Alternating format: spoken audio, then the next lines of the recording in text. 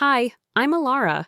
One night, they threw me out into a snowstorm, pregnant, bleeding, barefoot. And my husband, he didn't whisper. He shouted, "You're not my wife. You're just trash I picked up." They shut the door behind me like I was nothing. But what they didn't know was that silence doesn't mean surrender. Because when I came back, I wasn't begging, I wasn't broken, and I wasn't alone. So, before we begin, where are you listening from right now? And tell me, what would you do if the people who swore to protect you were the ones who buried you alive? It was the first week of December, the kind of day when the air turns sharp and colorless. By the time I pulled into the Drex driveway, the light was already dying, leaving the sky an iron gray. Callan didn't say a word beside me. He just checked his reflection in the mirror, brushed a hand through his hair, and muttered, "Try to keep things smooth tonight, okay?" The front door opened before we even knocked. Diane stood there in a cream cardigan and pearls that caught the hallway light, smiling that kind of smile that looks polite but lands like a slap. "Elara," she said, drawing out the vowels, "you made it." As if I were an unexpected guest instead of her pregnant daughter-in-law. Inside, the house smelled like cinnamon and wine. Everything gleamed: floorboards, silverware, the framed photos along the staircase. I always noticed how cold it felt, though. No matter how warm the heater ran, the Drex house had a chill that went deeper than temperature. Maybe it was because nothing in there belonged to me. I carried the flowers I'd brought, pale lilies wrapped in paper, and tried to place them on the dining table. Diane intercepted me. "Oh, I already arranged something," she said, taking them without looking and setting them aside by the trash bin. "But that's sweet of you." The table was set for 8, wine glasses, napkins folded like little white wings. Only when everyone began to sit did I notice something was off. My usual place, the one between Callan and Mason, was gone. In its place sat Diane's sister, smiling at me as she adjusted her bracelet. I looked around, confused. Where should I sit? Diane pointed toward the far end, near the swinging kitchen door where the draft leaked through. "You don't mind sitting there, do you? We needed a little extra room for the real family." No one laughed. No one protested either. Callan cleared his throat and looked at his plate. I walked to the corner seat, trying not to let the tremor show in my hands. The chair was smaller, almost child-sized. Every time the kitchen door swung open, a burst of cold air brushed my back. Dinner went on as though nothing had happened. Mason talked about his golf scores, Diane praised her daughter's new house in the suburbs, and someone asked Callan if he'd thought about joining the family business. I stayed quiet, chewing. Food I couldn't taste. My belly ached from the tight waistband, from the baby kicking, or maybe from holding everything in. At one point, Diane leaned forward, voice dripping honey. "You look tired, dear. Pregnancy doesn't suit everyone." I smiled faintly, the kind you wear when it's safer than answering. Callan chuckled, a weak sound that hurt more than silence. When dinner finally ended, I gathered plates out of habit. Diane waved a dismissive hand. "You don't have to play the maid tonight," she said, even as I carried dishes toward the kitchen. On my way down the hallway, I stopped short. Hanging above the console was a new family portrait. Framed perfectly in gold, the Drexes arranged like a magazine spread. Mason in the center, Diane beside him, their children around them, laughing toward the camera. Except me, I wasn't there. I stood frozen, trying to make sense of it. That photo had been taken last month. I remembered the day I'd been the one holding the camera while Diane insisted on just the family. Mason came up behind me, wiping his glasses. "Nice picture, isn't it?" I nodded, my throat tight. "Beautiful." He smiled, not noticing my voice trembled. "Diane said it turned out perfect. Finally, everyone in one shot." I forced a laugh. "Everyone," I repeated, the word cutting like glass. When we left, the night had turned to sleet. The windshield wipers scraped rhythmically, the only sound between us. Streetlights stretched thin across the wet road. I stared out the window, watching ice form along the edges. "Why wasn't I in the picture?" I asked quietly. Callan hesitated. "Maybe it was taken before we married," he said, though he knew as well as I did that it wasn't. For a moment, I almost told him how much that lie hurt more than the picture itself. But instead, I just watched our reflection blur in the window, the two of us fading into the gray outside. I thought about the empty chair, about the way no one had said a word, how silence can be louder than shouting. That night, I realized something. I could live under their roof, eat their food, carry their name, but I'd never belong inside their frame. When we pulled into our driveway, Callan turned off the engine and sat there, fingers drumming on the steering wheel. I glanced toward the living room window and froze. The wedding photo that used to hang above the mantel was gone. Only the nail remained, catching the porch light. The missing chair wasn't the last thing they planned to remove. A week passed since that dinner, yet the cold I'd carried home didn't lift. Not from my skin, not from my bones. I woke before sunrise, the house still and half-lit, with the kind of gray that presses against the windows. The storm from last night had left behind a crust of ice, and outside, our yard looked like it was shrink-wrapped in frost. I moved quietly through the kitchen, barefoot on the tile, waiting for the kettle to boil. Callan was already dressed, briefcase in hand. He didn't sit, didn't pour coffee, just adjusted his cuffs by the mirror like he was late for something more important than breakfast with his wife. I leaned against the counter, watching him without looking straight. "Big meeting today?" He shrugged. "Something came up. I'll be back late." He kissed my cheek, barely. As he passed, I caught a scent that didn't belong to me. It was floral, too sweet, and clung to his collar like it had been there for hours. I didn't say anything, not then, but my tea steeped untouched. By late morning, I was folding laundry when I heard the mailbox clink. I expected bills, maybe a catalog, but what landed was a thick envelope, unmarked except for the bank logo in the top left corner.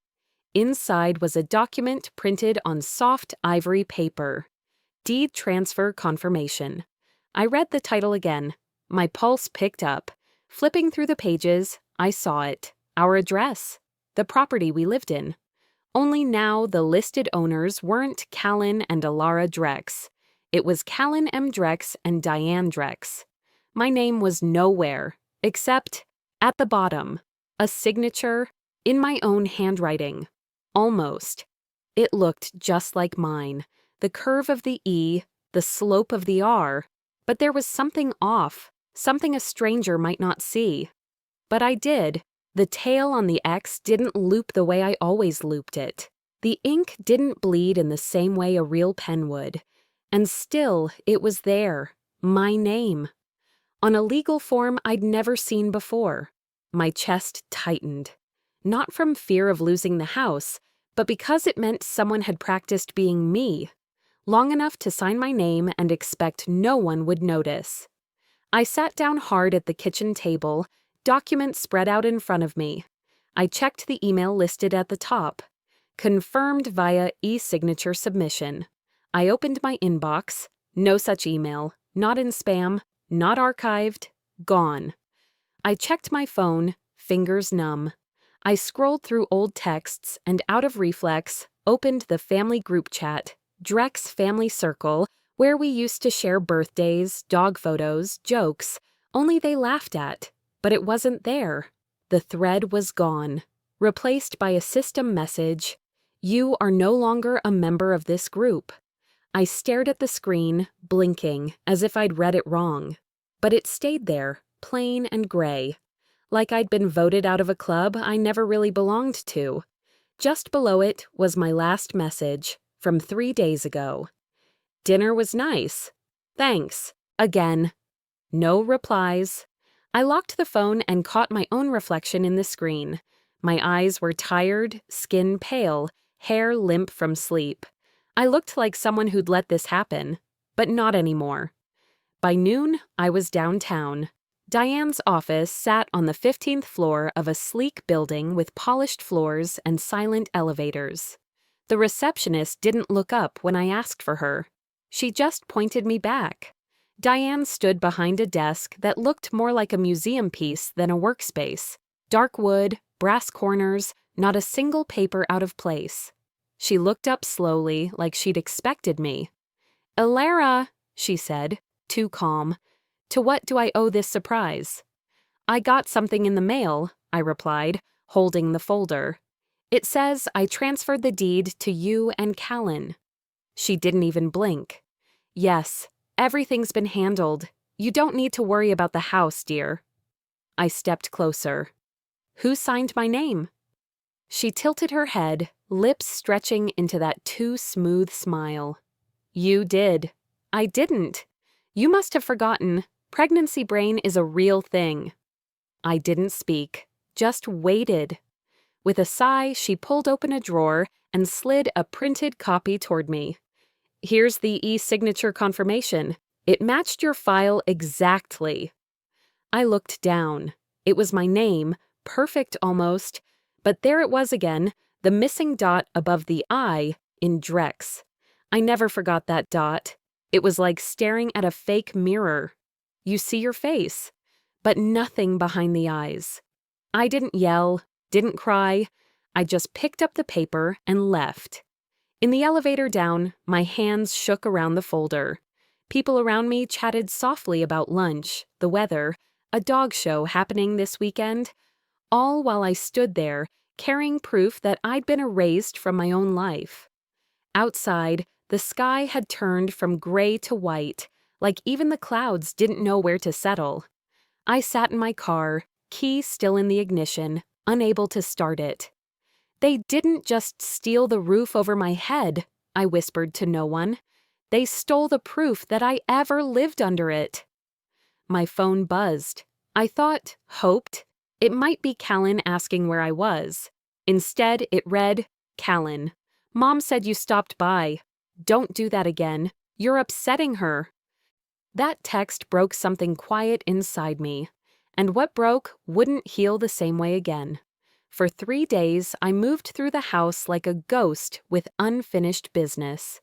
Not because I didn't know what to do, but because part of me still hoped someone else would see what was happening and stop it. Friday came with drizzle clinging to everything. It blurred the windows, smudged the daylight. That morning, as I was folding towels, Callan called. His voice was chipper, like nothing had cracked between us. "Dinner tonight," he said. "Mom wants you there. Let's keep things normal, okay?" Normal. That word again. I hesitated, waiting for something in my gut to scream louder. But it didn't. Sometimes the desperate don't chase love. They chase the absence of hostility. So I went. The Drex family owned a small restaurant on the north side, just upscale enough to carry imported cheeses and too many wine glasses per table. I pulled into the lot right at 7. The rain had slicked everything down, the pavement glinting under the yellow streetlights. Through the windows, I could already see them. Diane, her pearls catching the light. Callan in a navy blazer. Mason, twirling a glass of whiskey. They were all seated. No one looked up. When I stepped inside, the hostess didn't greet me. She just gestured toward the long table in the back. Diane's smile met me halfway across the room. "Oh, you made it," she sang, dabbing her lips with a linen napkin. "We weren't sure you'd have gas money." A couple of heads turned. Someone snorted. I stopped for half a second, but I smiled. Tight, like a bandage over something raw. I slid into the only open chair, across from Callan. He didn't say much, just raised an eyebrow like he was doing his part by showing up. The table was crowded with plates no one touched. Lamb chops, grilled vegetables, a salad too pretty to eat. Everyone chatted about property taxes and the renovations at Diane's lake house. Then she reached into her purse. The sound of the zipper was loud, too loud. She pulled out a cream envelope and slid it across the table toward me. "For you," she said sweetly. "You've been looking tired lately. Get yourself a manicure or something." I didn't open it. "I'm fine, Diane." "Come now," she said, pushing it closer. "We all know things have been difficult." The table hushed. Someone cleared their throat. I opened it, finally. $50, cash. My face stayed still, but inside something cracked. This wasn't generosity. It was a message that they could measure my worth and hand it to me in untraceable bills. Callan didn't look at me. He was too busy sipping wine. "She's just trying to help," he muttered. Across the table, one of his colleagues leaned over to another and whispered, just loud enough, "Guess every family needs a project." A couple of people laughed. The waiter hesitated before setting down a dessert tray. My hand curled around the envelope, then let it go. I looked at Diane. "Thank you," I said, voice flat. "I'll be sure to frame it." She smiled, unbothered. "To family," she said, raising her glass. "The ones who stay and the ones who try." That was it. I stood slowly, my chair scraping the floor, loud enough to halt every fork and every breath. I looked straight at her.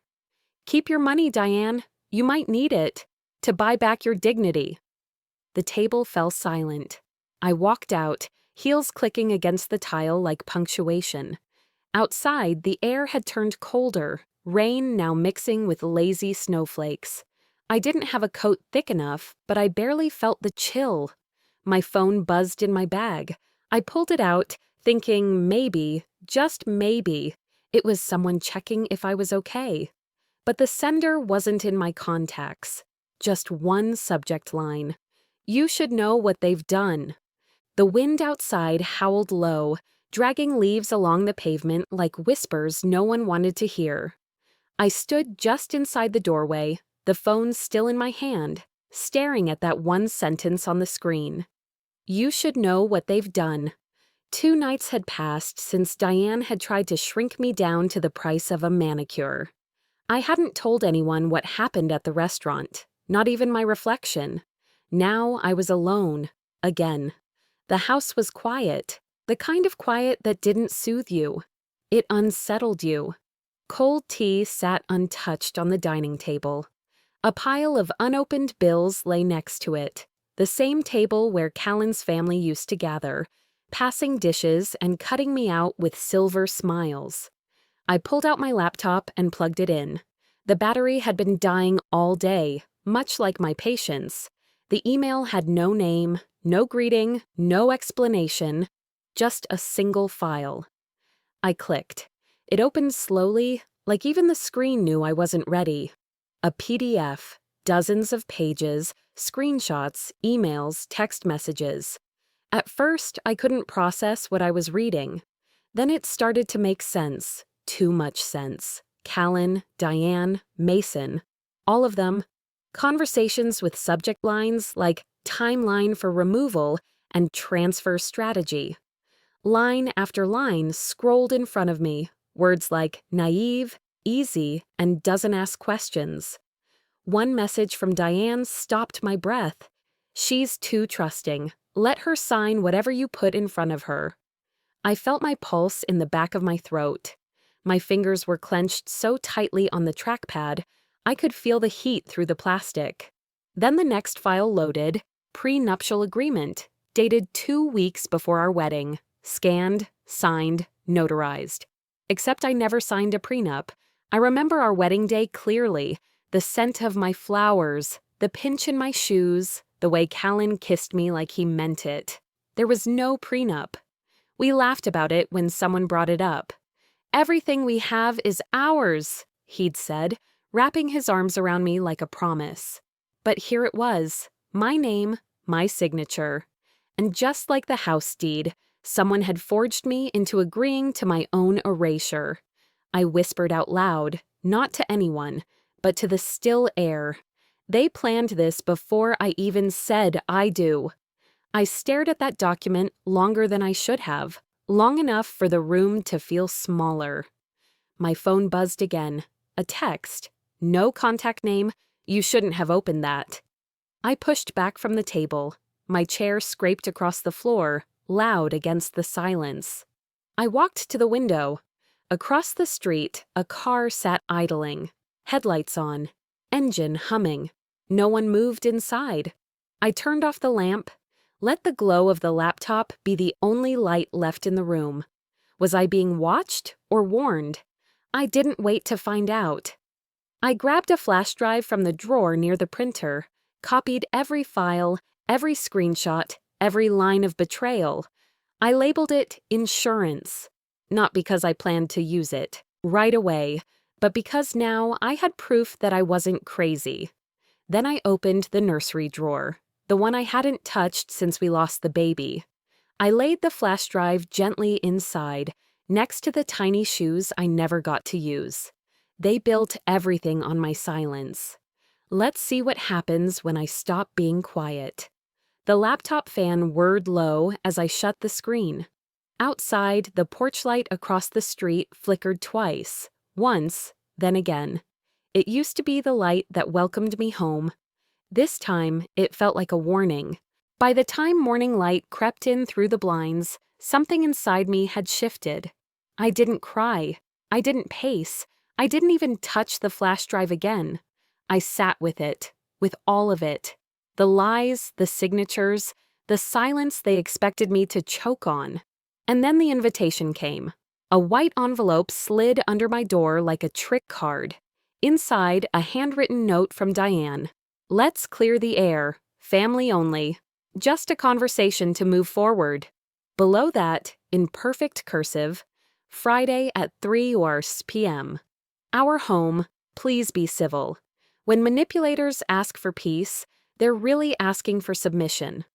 I didn't respond. I didn't need to. I knew I would go, not to make peace, but to finally bring a mirror to their faces. I dressed plainly. No makeup, no jewelry, no distractions. Just clean clothes, a clear mind, and my phone fully charged in my pocket. Driving through the quiet, gray streets, I let the radio play static. I wanted silence, but not theirs. Mine. The Drex house looked the same as always. Too perfect. Every bush trimmed like it feared stepping out of line. The kind of house that never looked lived in, just maintained. Diane opened the door before I knocked, as if she'd been waiting behind it like a stage manager. "Oh, good," she said, voice syrupy. "You came. I knew you would. Let's not make this harder than it needs to be, dear." Her dear tasted like vinegar this time.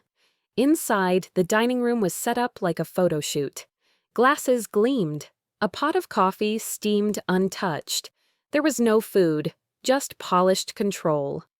Callan sat at the head of the table. He didn't meet my eyes. Beside him sat a man in a suit, thinning hair, smug smile. I didn't need a name. I knew a lawyer when I saw one. I took the seat they left open, at the far end, boxed in by their careful arrangement. "Let's begin," Diane said, folding her hands. "We just want to ensure everything is legally aligned, moving forward." The lawyer slid a folder across the table. His tone was measured, but not kind. "This is simply a clarification of property interests," he said, "to finalize your exit and prevent future confusion." I opened it. Renouncement of ownership rights. 3 pages in, I saw it. My signature, already there. The loops of the E were perfect, because they weren't mine. Diane leaned in, voice soft. "You've always been so cooperative, Elara. Let's not make this messier than it has to be." I didn't flinch. I didn't speak. Instead, I reached into my coat pocket and placed my phone face down on the table. It buzzed slightly, recording. Then I smiled, just enough to make them squint. "I just want everything documented properly," I said.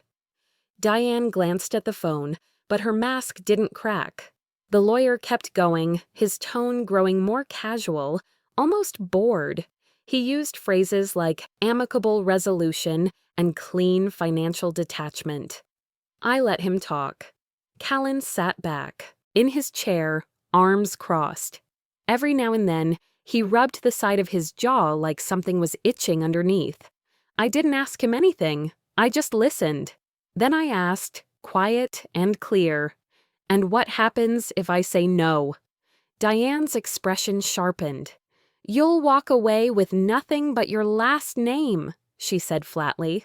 "And even that, I can contest if I choose to." Callan didn't correct her. That was all I needed. I stood up, smoothly, calmly, picked up my purse, slid my phone into it. Diane laughed too tightly. "Where are you going?" I looked her in the eyes. "To court." Callan finally spoke.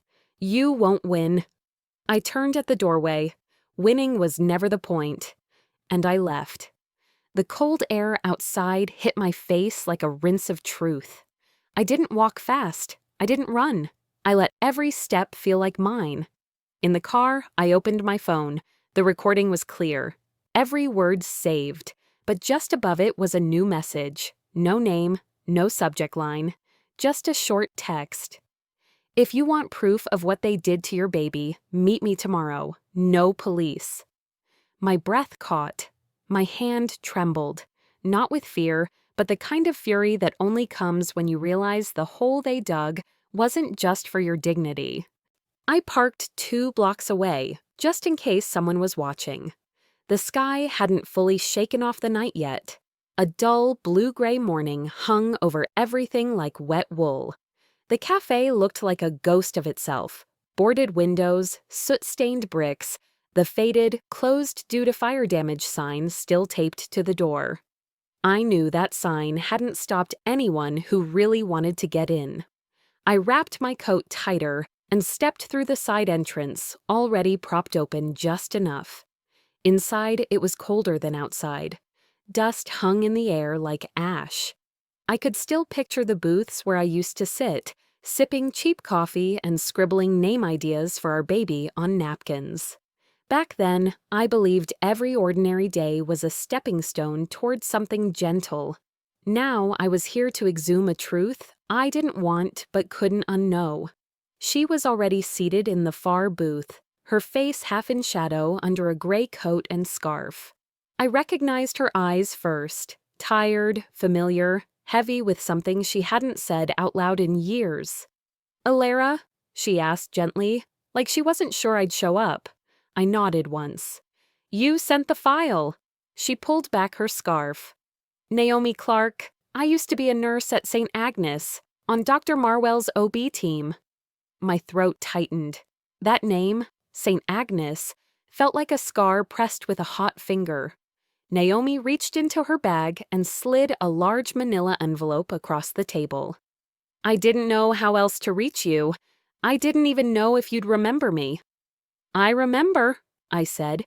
"You were kind." She looked down at her hands. "Not kind enough. Not then." I opened the envelope. Inside were hospital records, printed emails, dosage logs, a scanned consent form. Each page felt colder than the last. My name, my file number, the words adjusted per family request. Naomi cleared her throat. "The day before your D&C procedure, Diane Drex called the hospital.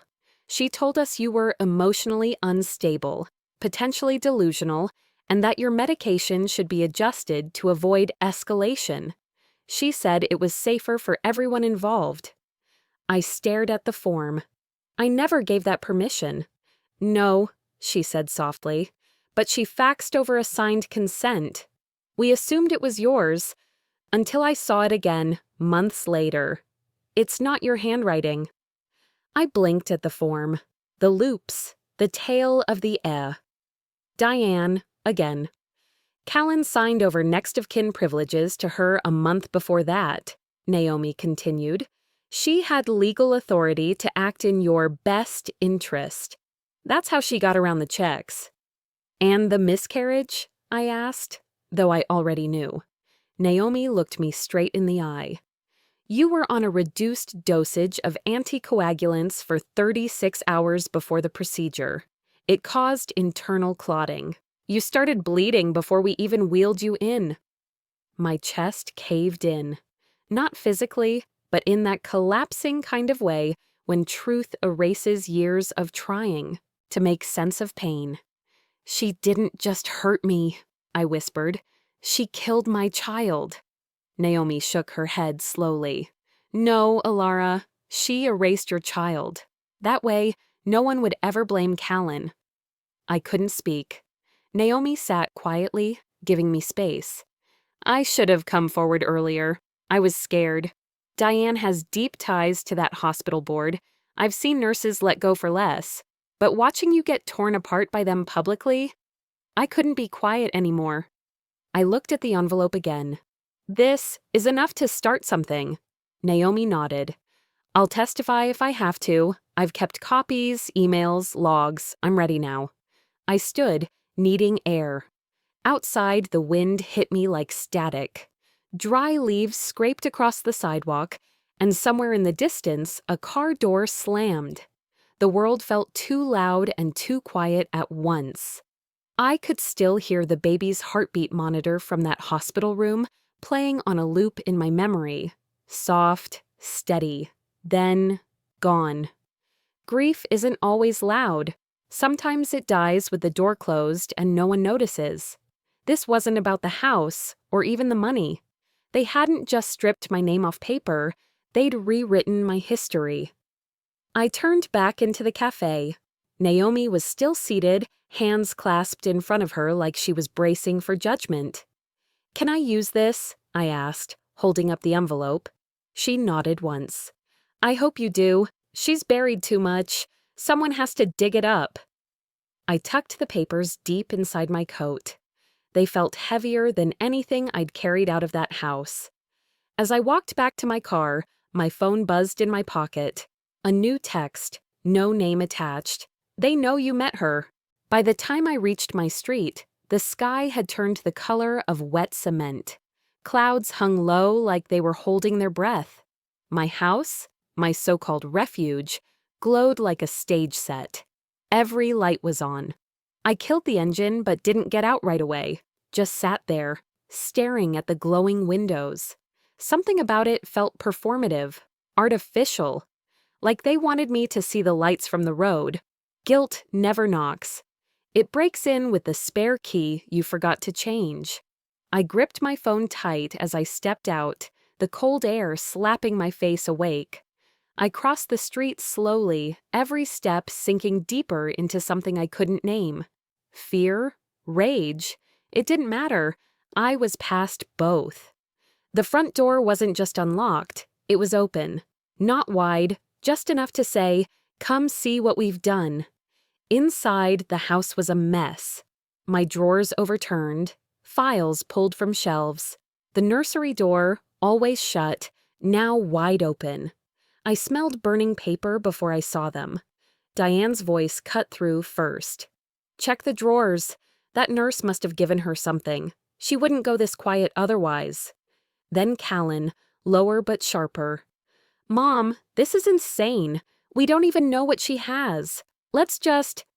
You already said enough, I said, stepping into view. They both turned. Diane didn't even flinch. Callan looked like a boy caught with his hand in a stranger's wallet. I walked into my own living room like I was visiting someone else's crime scene. I see you didn't waste time, I added, eyes on the scattered folders. Diane sneered. You have no idea what you're doing, Elara. No, I said calmly. But you've always known exactly what you were doing, haven't you? She snatched something off the coffee table. The flash drive, my backup copy, the one I thought was safe. This ends now, she snapped. All this drama, all these accusations, you're unwell. She stepped toward the fireplace, arm raised. I lunged before she could throw it in. My hand caught her wrist mid-swing. Her skin was cold, but her eyes burned. Callan jumped toward us, unsure who to help.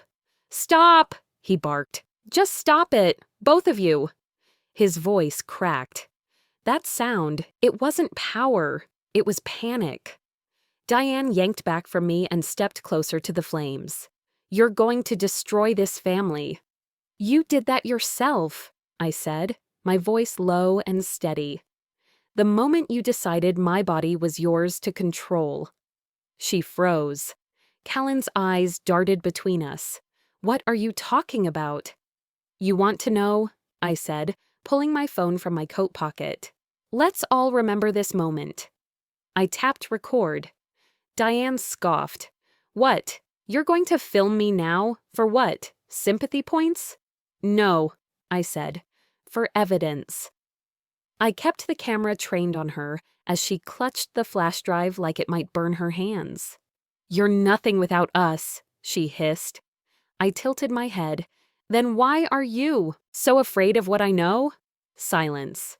"You taught me how to be silent," I said, voice steady. "But now, you're going to hear what that silence learned." She threw the flash drive into the fire, but I didn't flinch. Instead, I turned the phone to capture the flames licking up the plastic, the smoke rising. Then I slowly turned the camera back to her. "You just destroyed the wrong copy," I said. "The real one is already uploaded."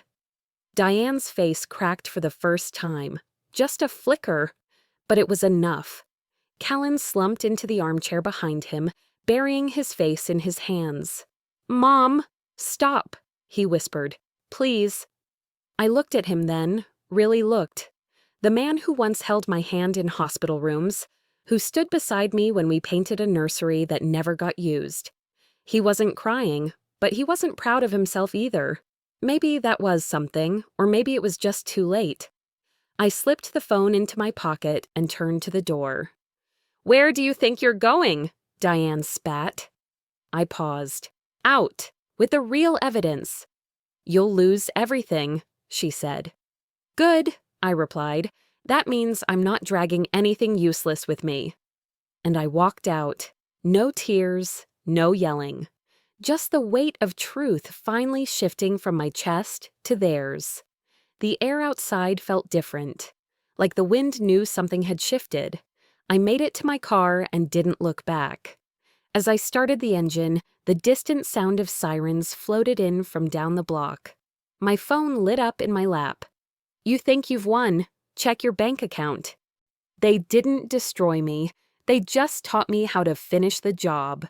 I stood in front of the mirror, adjusting the silver pendant around my neck, the one I'd once sold to pay for hospital parking. I bought it back last week. The pawnshop owner said it had been collecting dust for months, like it had been waiting for me. It rested just above the neckline of my gown, silk, silver, elegant but understated. Tonight wasn't about revenge, it was about truth. I checked the time, slipped my phone into the hidden lining of my clutch, and walked out into the cold. A light dusting of snow had started to fall again. How poetic. The drive to the Drex estate was quiet. My reflection in the rearview mirror didn't blink. She looked calm, poised. Nothing about her said broken. This wasn't the same woman they threw out in tears. This woman walked back in like a verdict. The estate shimmered in white lights and staged grace. Guests in tailored tuxedos and glittering dresses laughed beneath canopies. Soft jazz floated from the outdoor speakers. At the center of it all stood Diane, flawless as ever, sipping from a crystal flute like nothing in her world had ever cracked. I walked in without hesitation. No one stopped me. Maybe they thought I was just another donor. Or maybe they thought ghosts didn't RSVP. She was mid-sentence at the podium, going on about second chances and the power of family restoration. It was almost comical. Then she saw me. Her lips faltered, eyes widened, but she didn't stop, not yet. Old performers rarely drop the act without a cue. I made my way toward the stage, weaving through waiters and murmuring guests. Diane's voice wavered. "Tonight, we celebrate healing, the strength of mothers, the resilience of—" "Don't stop on my account," I said softly as I stepped up beside her. "The show's just beginning." Gasps scattered across the room like dropped glasses. I faced the crowd, steady as the snow outside. "Many of you know me. I'm Elara Drex, and many of you were there, the night I was shamed at this very estate." There were a few nods, a few uncomfortable shifts in chairs. "Well, I came back," I continued, "but not for forgiveness." I reached into my clutch and tapped the small remote. The projector behind us flickered to life, casting a still frame from a video onto the backdrop. A living room, a fireplace, and the unmistakable face of Diane Drex. Then the audio played. Her voice filled the room. "You have no idea what you're doing, Elara." Then mine. "You already ended it the day you killed our child." The crowd was dead silent. Clip after clip rolled, Diane's snarling threats, her grabbing the flash drive, the crackle of fire. The entire confrontation from my living room, word for word. By the time it ended, not even the waitstaff moved. I looked out over the stunned audience. Humiliation cuts deep, but confession? That cuts cleaner. Then came the footsteps. Detective Harris entered, walking straight toward the stage with quiet authority. His badge was visible, his voice louder than the jazz now forgotten. "Diane Drex, Callan Drex, you're under arrest for forgery, coercion, and medical malpractice." Gasps, phones raised, whispers turning to chatter. Diane tried to step forward, hand raised, but Harris was faster. "You don't understand. This woman is unstable." "You lied about a dead baby," I said flatly. "Save the performance. The curtain's closed." She turned to me, face twisted. "You think this makes you better than me?" "No," I answered, "just free." As she and Callan were led through the crowd, their legacy of control crumbled behind them. Nobody clapped, nobody interfered. They just parted like the sea. Outside, the air hit colder, but I welcomed it. I took one breath, then another. Snowflakes kissed my bare shoulders, and I didn't flinch. The wind had changed. It was snowing, just like the night they threw me out with nothing but my name and shame. Except this time, I wasn't shaking. This time, I walked through the storm. And it cleared the sky. Just as I reached the valet stand, my phone buzzed. It was Naomi. The baby's file had one more page. "You'll want to see this." I thought justice was the end of my story. Turns out it was only the beginning of freedom. 2 weeks had passed since the gala, since the cuffs, since the silence on Diane's face shattered louder than any courtroom gavel. Today, I was driving somewhere no court could follow. The road was quiet, lined with bare trees and melting snow. A touch of late sunlight kissed the horizon. The first real light in weeks. I pulled off the 2-lane road into the cemetery's gravel path, tires crunching slowly. In the passenger seat sat a small wooden box. Inside, the pendant, the copy of Naomi's last file, and one white rose. Just one. That was all I had to give. Justice can't raise the dead, but truth can give them a name. I parked and stepped out into the stillness. My boots pressed soft into the thawing earth. Somewhere nearby, a bird trilled. Life was starting again, quiet, almost hesitant. I walked past rows of stones, weathered names, some too faded to read, until I reached the small, flat marker I'd placed myself 6 weeks ago. It bore no name, just a date. I stood there for a long moment, the wind brushing my coat gently, as if the world was exhaling with me. Footsteps approached from behind. Naomi looked different now. Less tired somehow, or maybe just less haunted. Her coat was the same gray she always wore, but her eyes had softened. She stopped beside me, slipping a sealed envelope into my hand. "I couldn't show you this before the trial ended," she said softly. "You needed to be strong enough to hold it." My fingers trembled as I opened it. The last page from the hospital file.